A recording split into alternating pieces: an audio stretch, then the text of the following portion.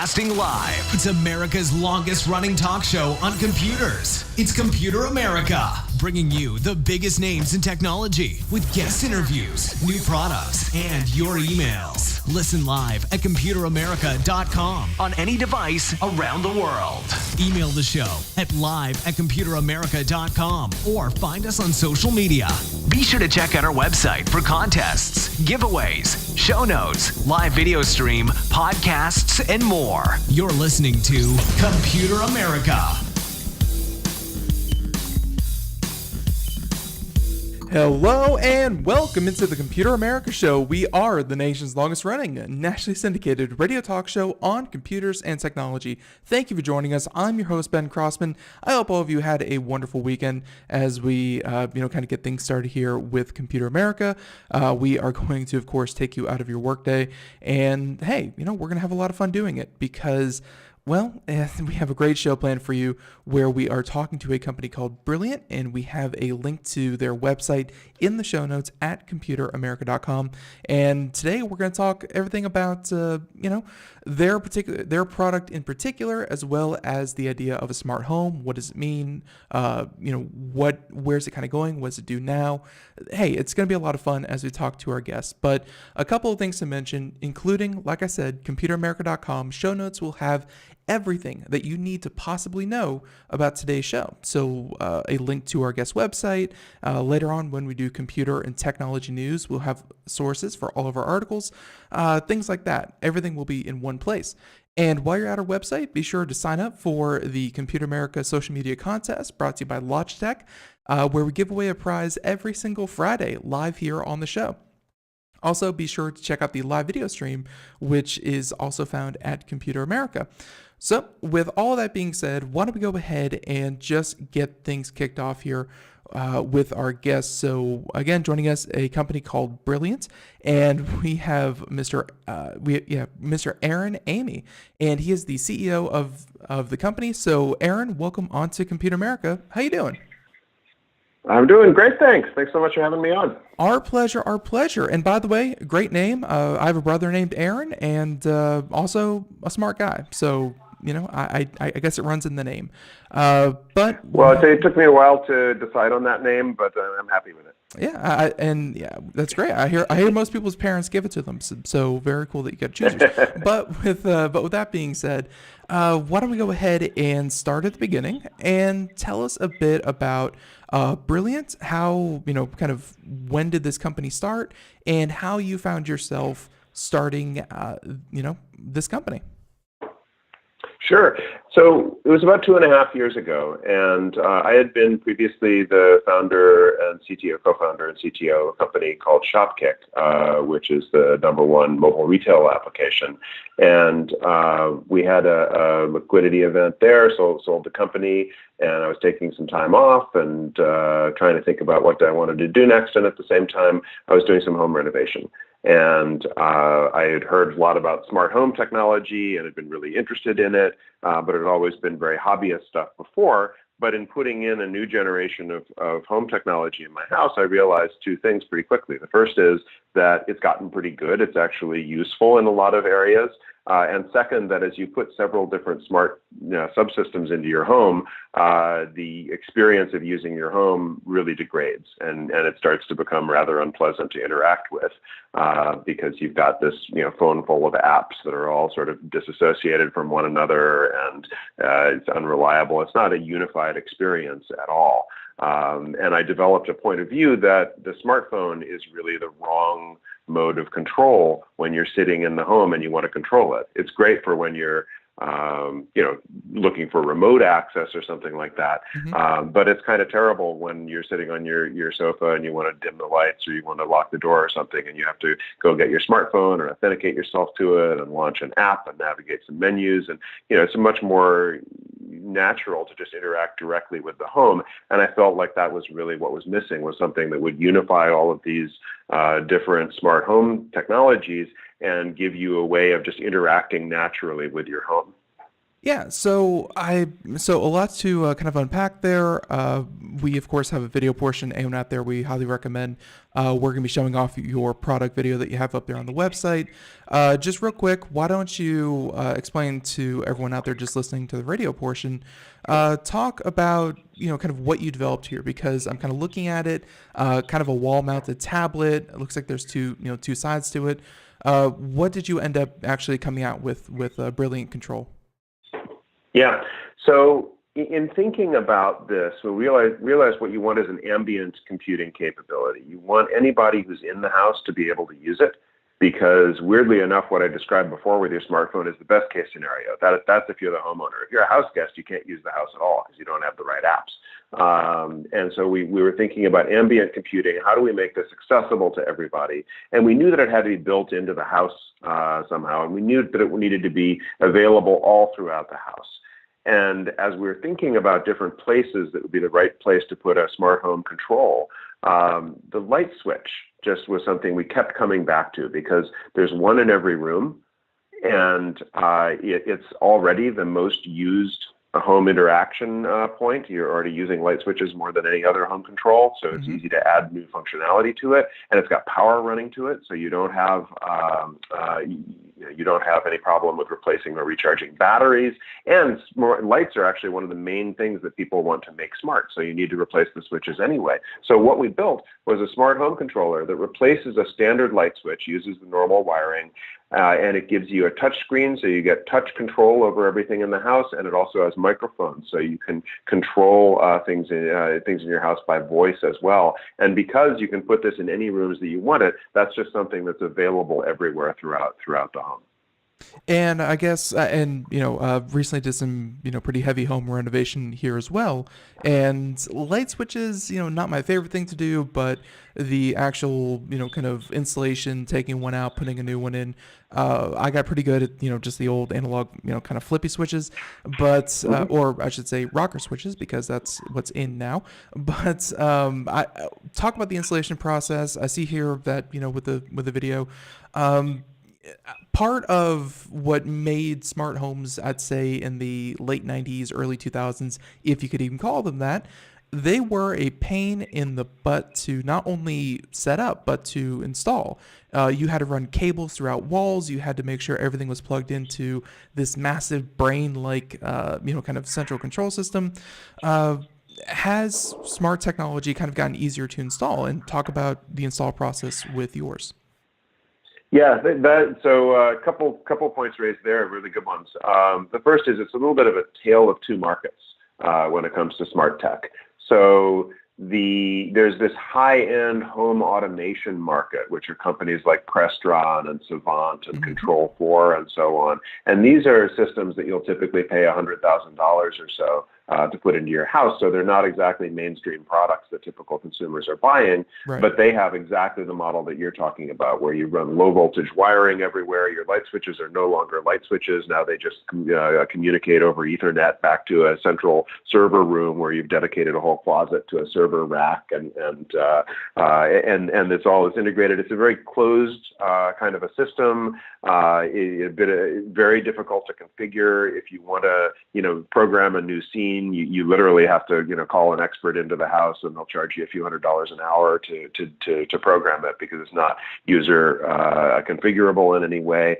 They're very powerful systems, but they're very inflexible. And then on the other end of the spectrum, you have this new generation of, more modern smart home devices, which are typically on Wi-Fi, communicating by Bluetooth, maybe with some other protocols, and you can just go and buy them and install them yourself and get them up and running. So that's the Nest thermostat and the Ring doorbell and the August lock and all these different kinds of products like that. And those are the ones that we are integrating with the Brilliant Control. We don't feel like changing the fundamental wiring of your house and locking yourself into a technology platform that's sort of already obsolete and rapidly becoming more so is necessarily, what typical consumers want to do. What you want is to take advantage of these, new consumer level consumer priced kinds of products, which are actually more advanced technologically, and be able to create a really good and compelling user experience for them. And toward that end, what we did with the installation is we don't require any changes to your wiring, as long as you have a home that's up to electrical code circa 1970 or so. Okay. You have everything that you need there. It installs just like a normal light switch, same wiring, same everything. If you know what you're doing, it takes you 5 or 10 minutes. If it's your first time, it might take you a little more time just to sort of figure out which circuit breaker controls it. I think some people are going to be more DIY kinds of people who are comfortable doing that installation. Other people will have an electrician do it. Either way, it works fine. It's very much like something like the Nest thermostat in that way. I think about half of the people who buy one put it in themselves, and about half of them have an HVAC contractor do it for them. No, it makes perfect sense. And and I put in a couple of those. They were not that hard, but very very cool that you did try to keep it to that basic level. Talk about once you have it kind of hooked up to the wall, screwed into the wall, you have your tablet. One thing that we kind of noticed when we were out at CES, over the past couple of years, first, everything is going smart. It's going to be everything from your lights to your your light switches, your appliances, your water meter, blah, blah, blah. Everything's going smart. The harder part is going to be trying to get that central kind of hub that you're going to be able to control your your digital assistant from, your lighting, your your appliances, whatever. Is that the role that you're trying to fill here with the Brilliant Control? Is that you are the hub? And how is kind of branching off of the installation process? How much effort was it to kind of get everything to play nicely with yours? Because we saw a dozen different smart appliances that you work with. Yeah, this is a really complicated ecosystem, and we are a central point of control. So for us, it's really about unifying that experience within the house and creating basically a UI for your home, if you will, both touch and voice. Whether we're a hub or not gets into some curious semantic questions. Mm-hmm. We do direct integrations, and you're absolutely right. It's a big job on the engineering side to integrate with all of these different devices and make sure that integration is reliable and provides a high quality user experience. And at the same time, there are a lot of wireless standards out there. We can't put every single radio in there. So if you've got things that are Z-Wave and Zigbee and Insteon and ClearConnect and et cetera, then you'll want more of a specialized hub that provides a connectivity layer to those legacy devices, and we integrate with those hubs as well. So we coexist very well with existing smart home hubs like a SmartThings or something like that, if you need that in order to provide the basic connectivity, and then we just use that hub as well. So it's a little bit of a two-level answer. If everything that you have is sort of Wi-Fi and Bluetooth based and so on, or you're doing a new installation, you may not need a hub. But if you have a bunch of different communications protocols going, then you probably want to leverage one of the existing hubs where what they do is basically provide that connectivity layer. And then there will be some things that we access through those. There are others, like, we can provide an interface directly to Sonos that you can't get through a hub. That we would you'd leverage the direct integrations that we did. We're trying to simplify this landscape as much as possible, but it still is, unfortunately, quite complex, and that's a big job. Right. No, it absolutely is. And luckily, a couple of those standards that you mentioned seem to be kind of going by the wayside, because I definitely remember, I guess everyone wanted to be the de facto standard because, of course, whoever developed that standard would earn a lot of money in royalties for a long time to come. Yeah. Luckily, I think Wi-Fi and Bluetooth have pretty much, kind of kept everything pretty neutral, so nothing too hard there. Talk about the design of this thing, because, when I first looked at it, it kind of reminded me of some, kind of, I want to say older intercoms that, people would find in their homes. And I'm kind of looking at a picture of one here, but obviously it's very modern. It's very sleek. I see there's different panels to it. And then also talk about the screen, because one thing that has kind of separated you from others that come on the show here is that the screens, I would say, are more tablet-like than just kind of, touch screens. They're, they have animations. They, kind of do different things. Talk about those design choices. Yeah, it's really interesting. It's easy to come up with a really futuristic-looking design that would look good in a glass and steel penthouse apartment, but doesn't look good next to a piece of crown molding. And what we tried to do with the industrial design is to make it as evocative of a light switch as it possibly could be. And I spent more time, I'm a technical guy, so, spending weeks poring over, corner treatments and edge bevels and stuff like that was a little bit foreign to me, but it was really important that this be something that looks at home in your home. It's part of your wall. It goes right into your wall. So it can't look like a piece of alien technology that got transplanted there. It has to look comfortable within the home. And I think we accomplished that with it. And then we also realized, well, if you've got this real estate here, this screen that you're using for user interactions, why not leverage that? Why not have it showing pictures of your kids or your dogs or cities that you love, or just nature scenes, or whatever kinds of things you want. So it's sort of an art space as well, and can fulfill that role being on your wall, or you can choose not to. I mean, if it's a bedroom and you really want it to be black and not put out any light, you just configure it that way, or you can configure it so when you get close to it, then the UI pops up. But other than that, it stays quiet. And it's interesting. In our pilot homes, we found it was about 50-50 people who loved the artwork and wanted to use it in that way versus people who really wanted it to be as unobtrusive as possible. So we put that completely under the control of our users. Another interesting thing about a screen on the wall is that you don't just take like a tablet interface or a phone interface and use that. You find that it's remarkably different, just the way that you stand in relationship to the screen, the fact that it's at a 90-degree angle to your fingers instead of a 20-degree angle to your fingers, just all this kind of stuff really influence a lot of the design choices in terms of the look and feel of the thing. So one of the most interesting design challenge for us was making it familiar enough that that the people sort of understand intuitively how to use it when they're interacting with it, and yet different enough that it doesn't feel like a tablet or a phone that got glued to your wall, because then that's going to feel really kind of hokey and strange. So we spent a lot of time on the user interface elements of it to really kind of give it its own distinctive experience in using it that felt naturally part of the home and really built for the particular use case of having it at the wall and standing in front of it and using it. Right, and just one more, kind of thing about the design choice was, I'm seeing here pictures seem to be a pretty big part of these. I almost called them switches. These kind of smart panels. Talk about the because I think I saw in the video there's like a rocket ship kind of animation. See here that you can change the pictures to be seasonal. You can change them to be anything you want. Talk about just how personalized can these devices be? Yeah, so there are two forms of personalization. One is that we have libraries of images and motion art that are organized by topic.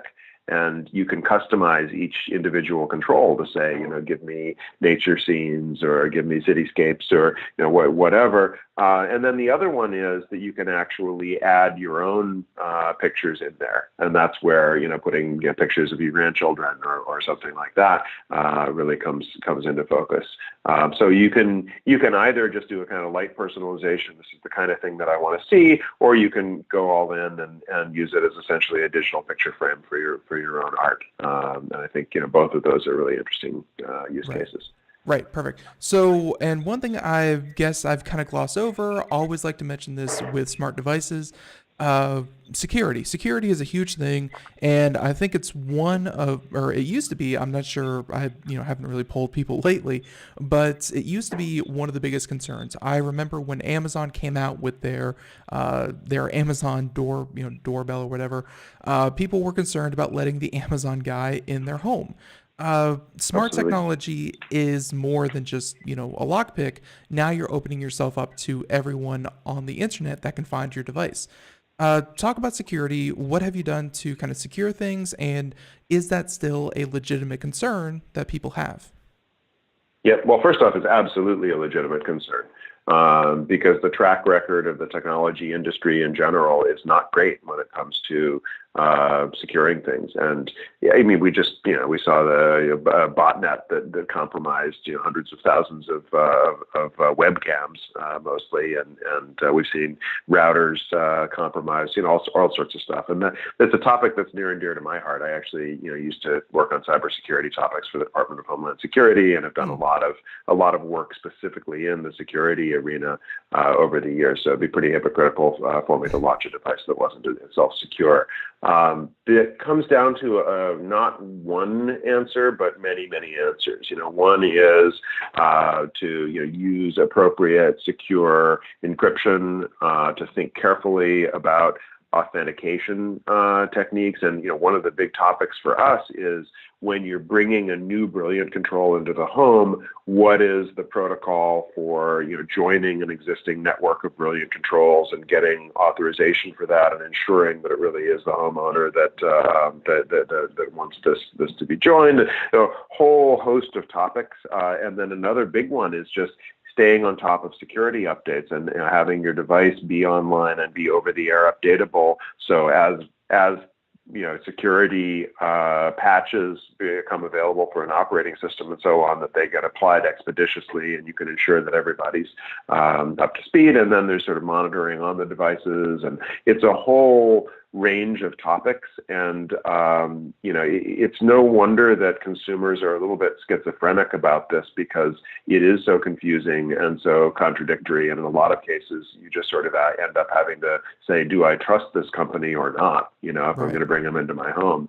And then the other piece of that is really people tend to accept whatever security limitations there are with something if they feel like it adds value to them.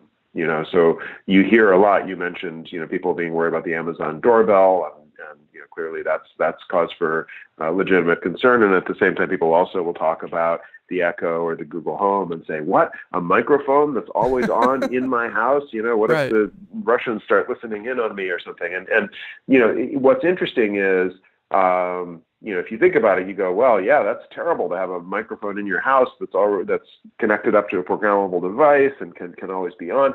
On the other hand, what would be worse than that? And, clearly what would be worse than that is a microphone that's in a programmable device that's connected, that's in your pocket and with you at all times. And you already actually have one of those, and you're not worried about that.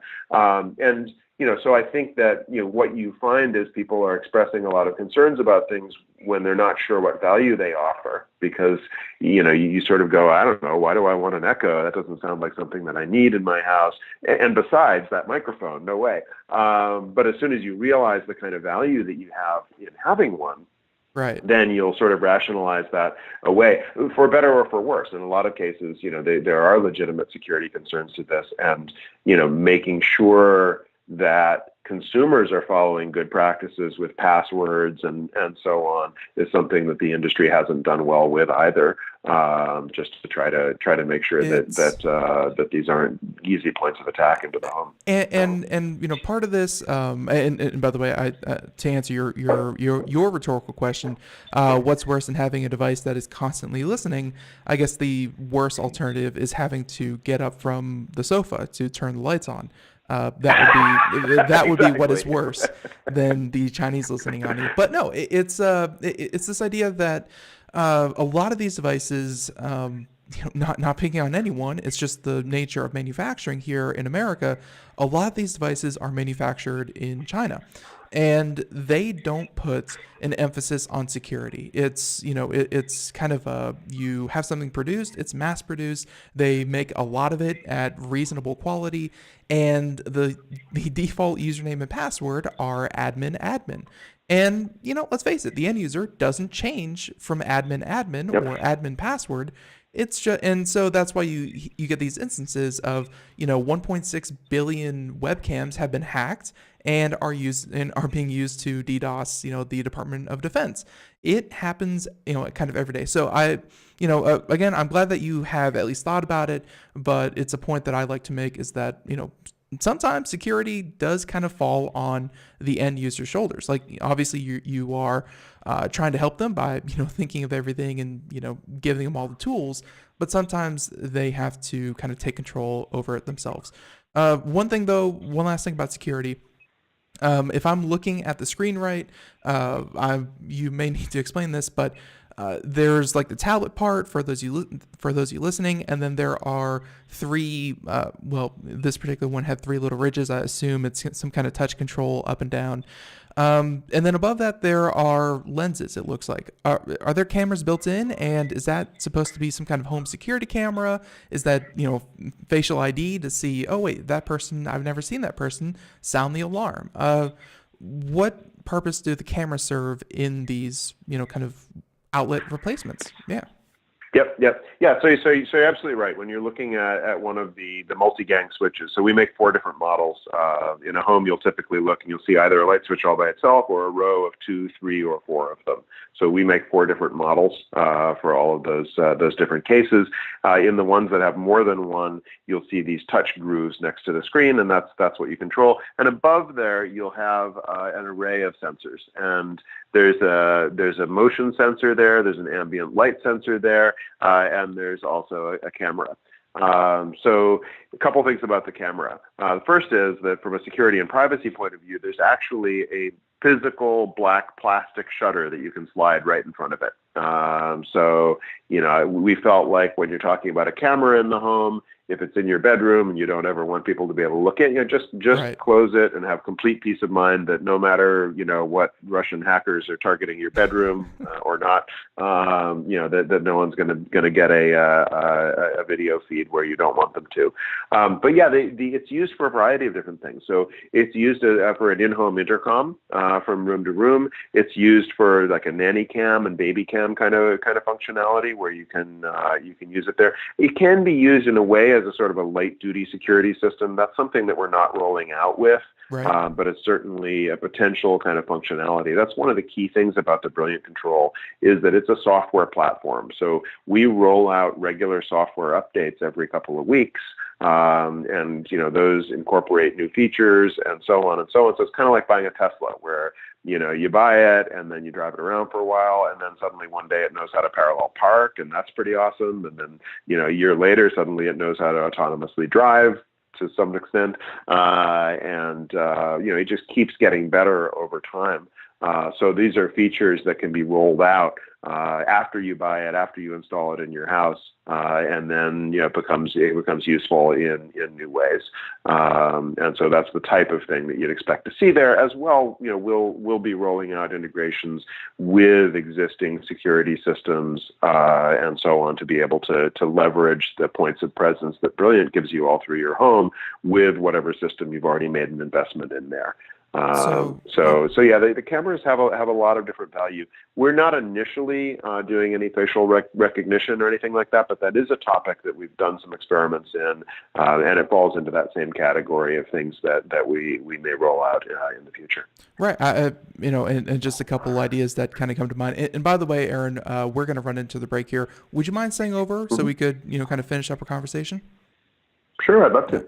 Sure. So yeah, we're going to go to break here in just a minute, and I'll rudely interrupt you here in just a minute. But if you could just get started talking about the idea that could these can you kind of say show me the living room, and one Brilliant Control will show you the video feed from another, or kind of things like that. Are things like that possible, or are those kind of in the future?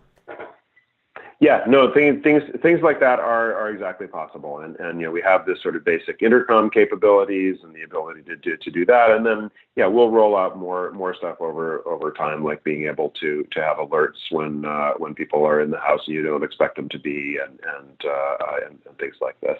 But yeah, it's a really interesting thing when you put video into the home, and I think it opens up a wide range of new possibilities.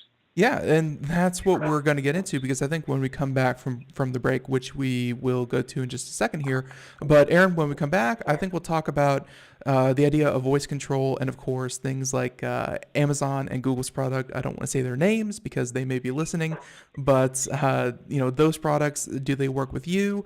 And also, kind of what's kind of in the future for smart home products. So Aaron, again, thank you for staying over. Everyone else, the music means we're going to take a break. We'll be right back with more Computer America as we are talking to Brilliant. You can find more of their technology at brilliant.tech, or stay tuned, keep listening to Computer America, and we are going to... Dish TV is better than cable TV. Why? Because you can save 45% on packages compared to your high-priced cable bill. Wow. Take those giant scissors out and cut the cable and save with Dish TV. Plus, you get a free DVR upgrade to record your favorite shows and free installation. And with Dish Anywhere, you can watch TV for free on your mobile device. Act fast. You can save hundreds of dollars. Does your cable company do that for you? I don't think so. Get all the best TV programming at your fingertips at a fraction of the price of cable TV. So say adios, arrivederci, goodbye to the high cable bill, and save up to 45% on Dish TV packages today. These are limited time offers and can change at any time. Call fast. 800-471-5325. 800-471-5325. 800-471-5325. That's 800-471-5325. Greece is cheap. But the airfare costs a fortune. Paris? Not much closer, and again, airfare... What about Puerto Vallarta? Let's face it, flying anywhere is just too expensive. Wait, what's this? Low-cost airlines. With one call to low-cost airlines, you'll drastically slash your travel costs. We're talking insanely low airline prices to any of your favorite destinations. Where would you like to go? London, Rome, Costa Rica, Australia? Wow, that's cheap. So why wait? Call now to learn how crazy cheap it is to fly anywhere in the U.S. or international. Our prices are so low, we can't publish them. The only way to get them is to call to instantly hear the most amazing best deals on airline travel. It's that easy. So call now and start packing. 800-215-4461. 800-215-4461. 800-215-4461. That's 800-215-4461.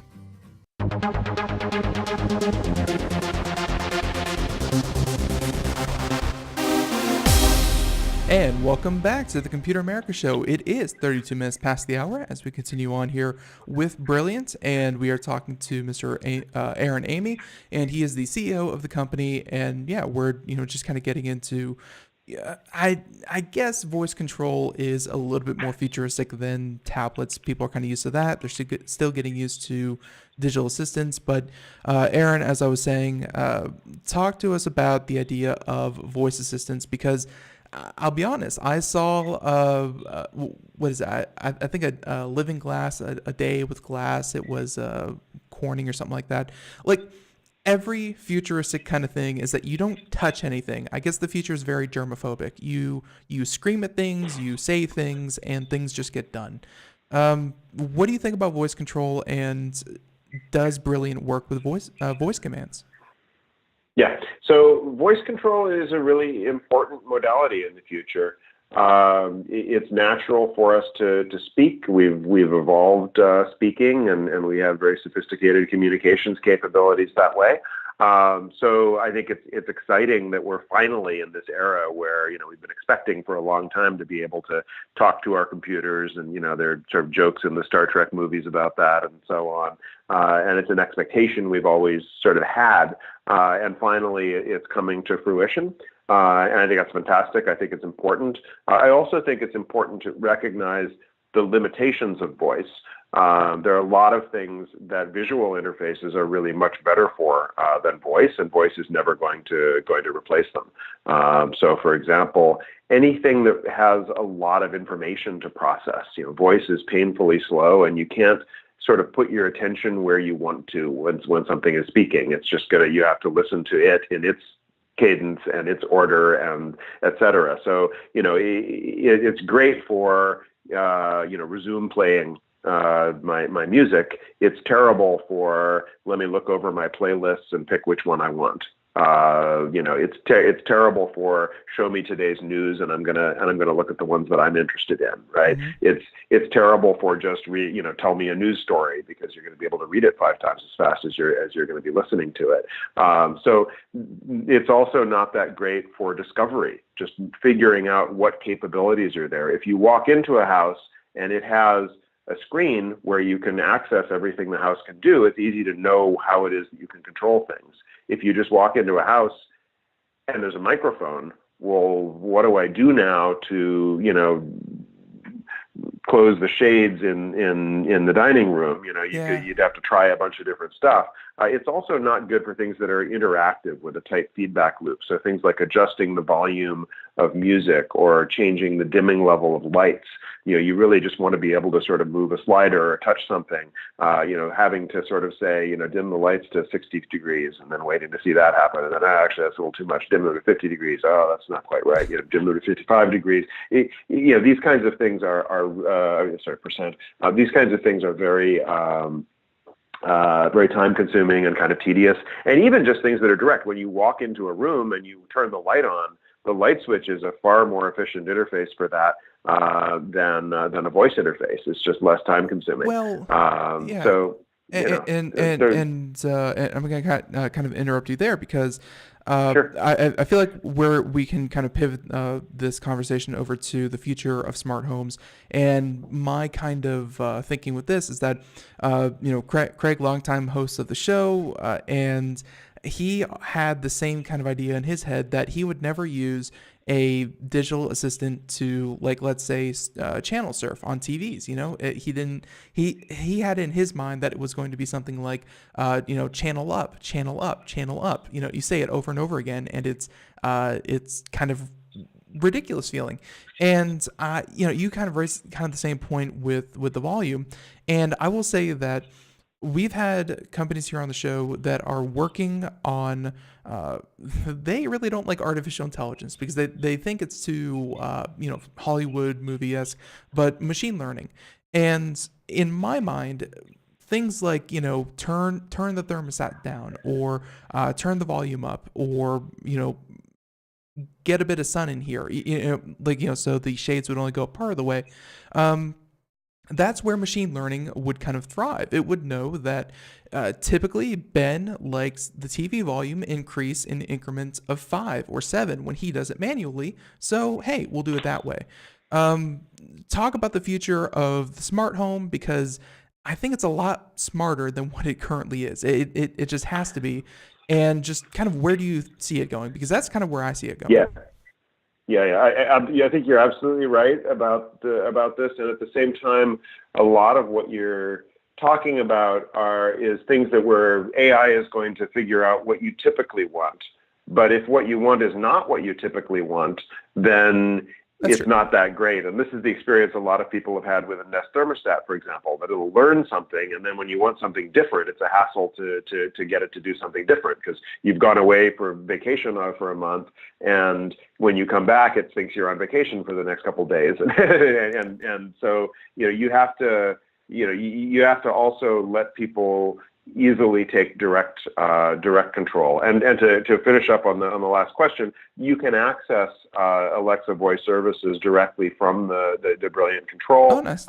We hope and expect that you'll be able to access the Google Assistant at some point in the future as well. We do believe that the future has sort of a multi-assistant flavor to it in the world, and those are clearly the two that have the market traction today. When you look at what's the future of the smart home? Wow, is that a big category question?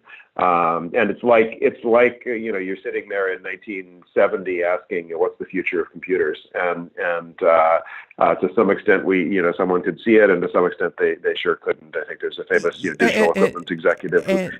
And you're absolutely right. You're absolutely right. Where they asked the question, what are the futures of computer?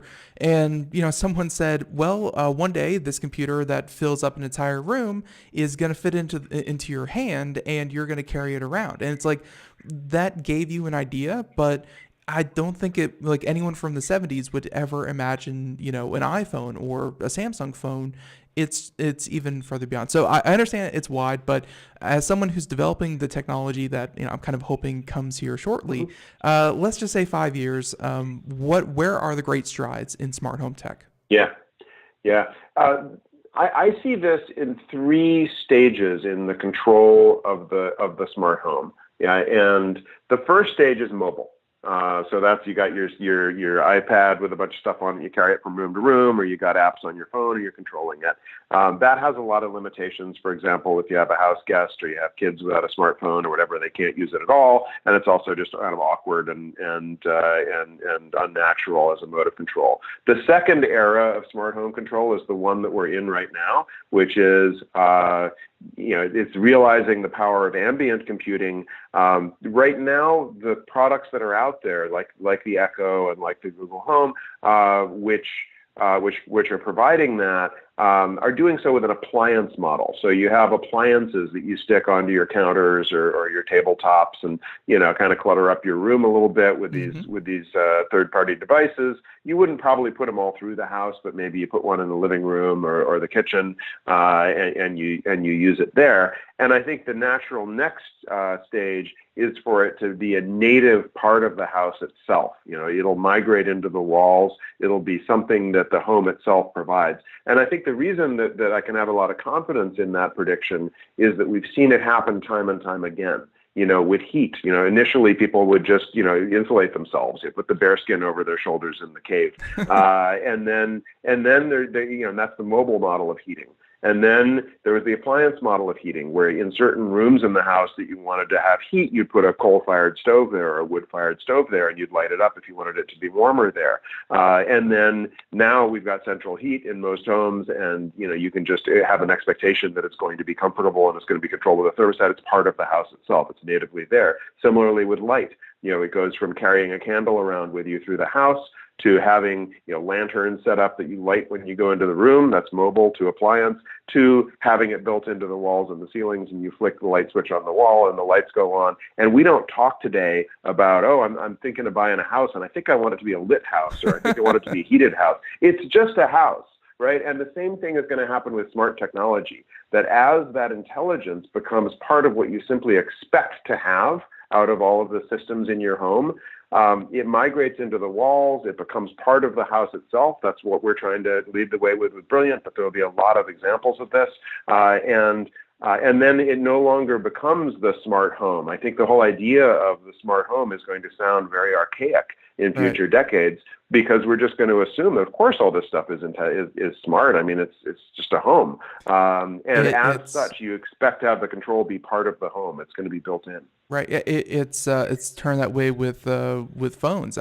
More and more nowadays, you hear phones and smartphones. Now it's just kind of my phone. And it has a computer built into it. And it kind of funny, just thinking of the history of technology, where you used to access a terminal to then communicate with a central computer that you kind of had punch cards for or whatever. That we're heading back to the idea that you have a terminal that talks to a more powerful system behind the scenes. It seems like we're time is a big flat circle, it seems. So that's awesome. So actually we only have, or actually I'm keeping you way over, but just 1 or 2 more questions, including talk about the pricing and what are the different options. What products can people buy today? Yeah, so we are actually not shipping just yet. If you go onto our website, you'll see some videos of the product. You'll see a lot of information about it. And you can sign up for a mailing list. They'll give you a discount, but you can't buy them yet. We'll be launching shortly. So we're in the middle right now of the certification process. When you're putting something into the walls, you want to make sure that it's 100% safe, and we're making sure that we're going through all these voluntary certifications right now. As soon as that's all done, we'll be shipping. I expect that'll be actually not too long from now. It'll be this summer.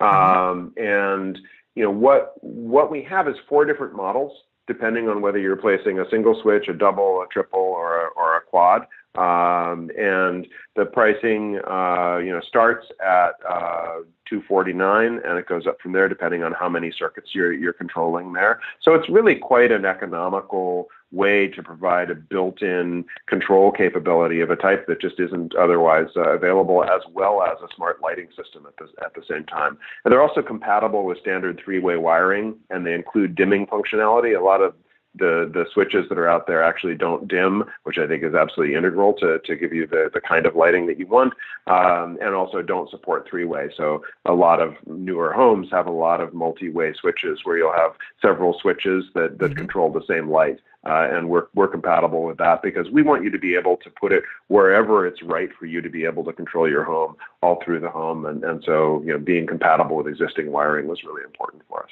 Right. And then the last thing I want to pick your brain about is I see here that you went through some kind of crowdfunding. Was that Indiegogo, Kickstarter? And tell me about that experience, because that is a way a lot of companies, get off the ground, because it's not just about the money.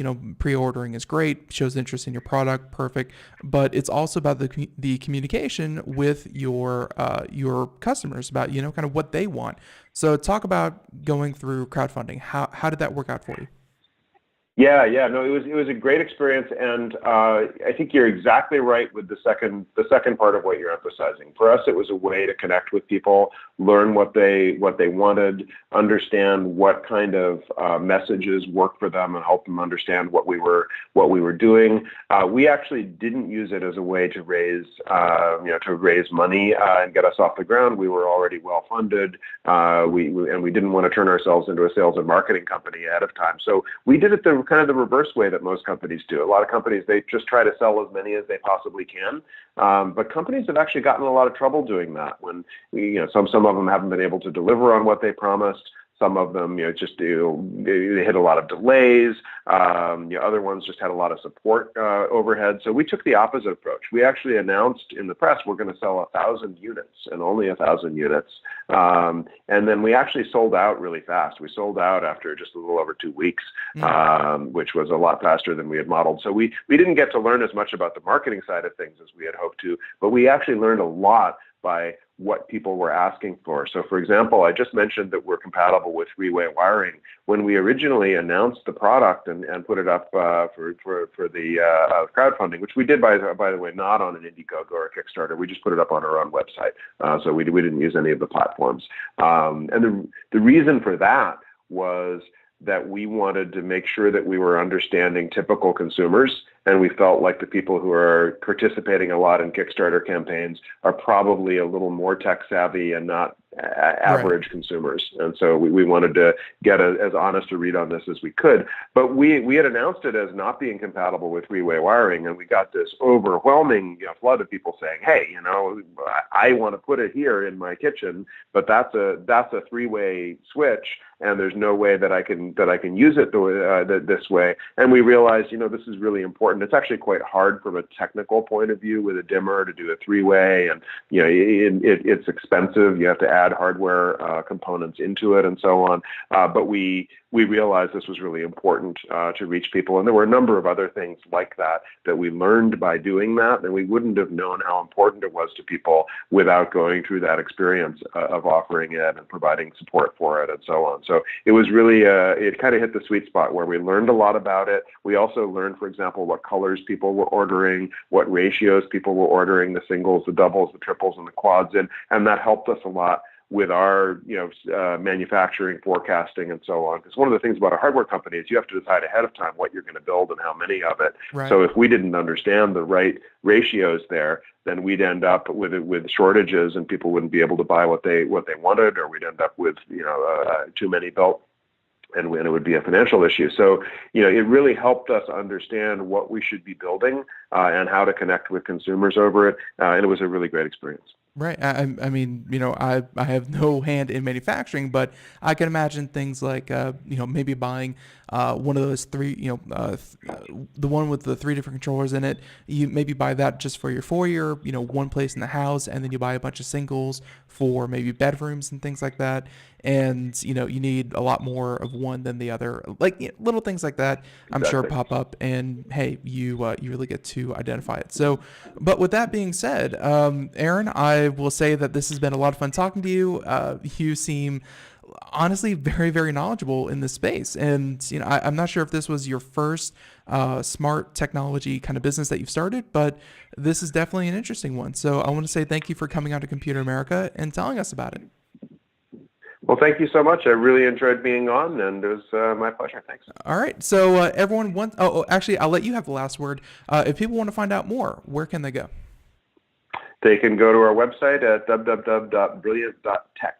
Brilliant.tech. We have that link in the show notes already. So everyone feel free to head on over to Computer America, where we'll have it right there on the homepage, I think for like 2 weeks. But in the meantime, Aaron Amy, CEO of Brilliant. And Aaron, again, thank you so much. And hey, have a great day. Thank you. You too. All right. Bye-bye.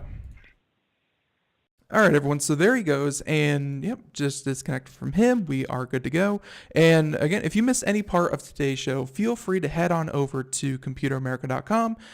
We have the whole show, video and everything, as well as the podcast version of the show, which is just the show in its entirety, rebroadcast wherever podcasts are heard. So feel free to check that out as well.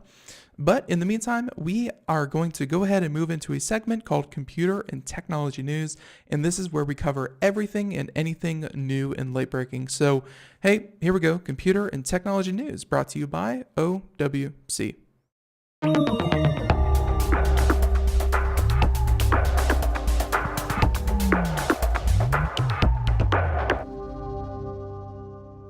So I think for our first story that we're going to do, and we only have time for maybe 1, maybe 2, maybe 3 different stories because we enjoy it when our guests run long, but our guests did run long. So why don't we go ahead and talk about, let's see, something interesting. All right, how about this one?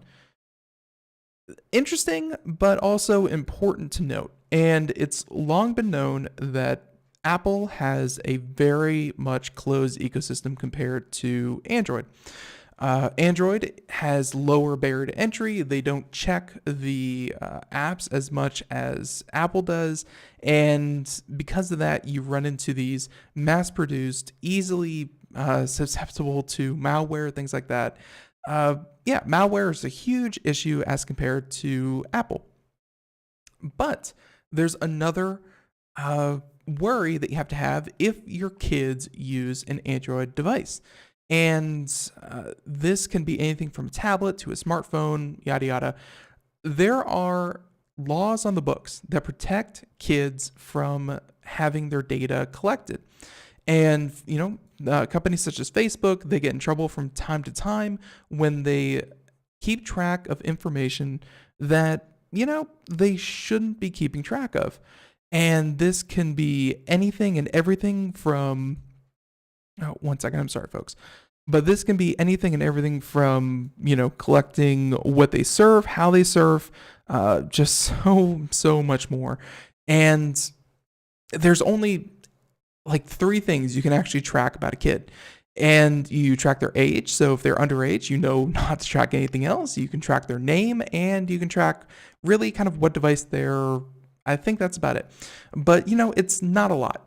But turns out if you're using the Android family of phones, well, 3,337 family and child-oriented Android apps in the Google Play Store were improperly collecting kids' data, potentially putting them in violation of the U.S. COPPA law, COPPA. And they said that only a small number were particularly glaring violations, but many apps exhibited behavior that could easily be seen as questionable. And yeah, that's kind of situation where this is used to protect kids because you don't want too much of a kid's identity out there circulating and potentially, being available on the internet. And, it's just a main privacy concern for those who really don't have any, who legally don't have any responsibility for their privacy. That falls under their parents. And essentially, a kid can't enter a contract with anyone. But anyways, they said that of the 5,855 total apps included in the study, 281 of them collected contact or location data without asking for a parent's permission. So, needless to say, those are red flags for any app targeted at a kid. And a further 1,100 shared persistent identifying information with third parties for restricted purposes, while 2,281 of them seem to violate the Google Terms of Service, forbidding apps from sharing those identifiers to the same destination as the Android advertising ID. So, they said that about 40% of the apps transmitted info without using the reasonable security measures, and nearly all of the 1,280 apps with the Facebook tie-ins weren't properly using social network code flags to limit under 13 use. I don't want to say this is particularly targeting children. This is most likely not some kind of weird way to get in touch with your kid. This is either lazy programming where they didn't care, they've hit all the permissions that they could, and even though it was targeted at an audience under 13, that doesn't matter. It's standard practice. It's what you do. It's not the right thing to do, and by law, it could be, horribly executed, but it's probably not that malicious. A certain portion of these may be malicious. They may have intentionally known that, hey, this is a game that we are going to market to 4 to 8-year-olds, just young kids, and we are going to track their location. We're going to track their, how they use their device and things like that. And we're going to market to that young audience that we shouldn't be marketing to, be that, things like in-app purchases and what have you. It's just a gray area, and Android seemed to be rife with this as well.